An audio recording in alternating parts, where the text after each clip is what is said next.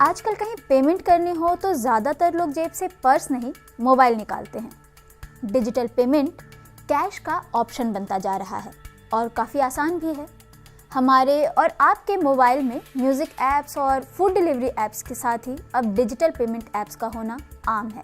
ज़्यादातर यूपीआई लेन then Google पे, Paytm और फ़ोनपे जैसी थर्ड पार्टी कंपनियों के ऐप के ज़रिए किया जाता है। इसलिए ऐसे नियम बनाने की कोशिश की जा रही है कि इनसे होने वाला लेन देन 30% से ज़्यादा ना हो। अब अगर ये नियम लागू होते हैं तो डिजिटल पेमेंट ऐप के इस्तेमाल के नियमों में भी बदलाव होंगे। हो सकता है कि डिजिटल पेमेंट की संख्या को सीमित करने का नियम भी आ जाए। इन नियमों के पीछे एक वजह ये भी है कि third party app online fraud करने वालों के निशाने पर होते हैं और सरकार इन्हें रोकना चाहती है। लेकिन कुछ जानकारी और थोड़ी सी सावधानी से आप ऐसे फ्रॉड से बच सकते हैं। सबसे पहली बात तो ये कि डिजिटल मार्केट में मौजूद हर ऐप पर भरोसा मत कीजिए।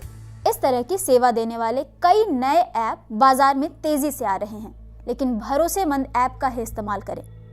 पेमेंट ऐप डाउनलोड करने से पहले उसकी रेटिंग और रिव्यू जरूर देखिए। क्या ऐप को इस्तेमाल करने के लिए लॉगिन करने की ज़रूरत है?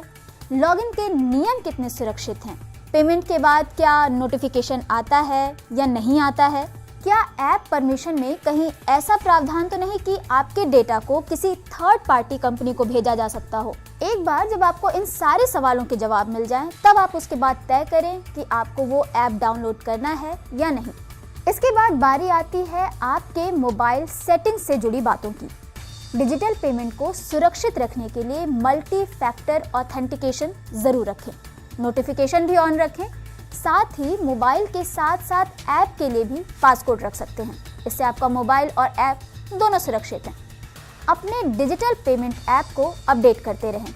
और आखिरी बात, अगर आप मेरी तरह नंबरों से डरते हैं तो मोबाइल पर पेमेंट करते समय 2 बार ज़रूर चेक कर लीजिए।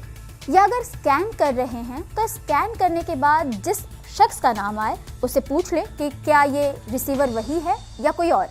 एक बात और जो हम और आप ज़्यादातर लोग करते ही होंगे, अगर आपको कोई बड़ी रकम भेजनी है तो उससे पहले एक छोटी रकम या 1 या 2 रुपए भेजकर ज़रूर चेक कर लें। डिजिटल पेमेंट से जुड़ा एक मसला ये भी है कि यहाँ आपको अपने पेमेंट ऐप के साथ साथ अपने मोबाइल की सेफ्टी का भी पूरा ध्यान रखना है। पेमेंट ऐप वाले किसी फ़ोन को उसी तरह सुरक्षित रखना है जैसे आप अपने पैसों से भरे बटुए को रखते हों। इसके लिए आपके मोबाइल में पासवर्ड या पासकोड ज़रूर होना चाहिए। फेस रिकॉग्निशन या फिंगरप्रिंट जैसे ऑप्शंस भी आप देख सकते हैं। फ़ोन में ऐसी सेटिंग रखें कि अगर 3 बार गलत पासवर्ड डाला जाए तो वो अपने आप लॉक हो जाए।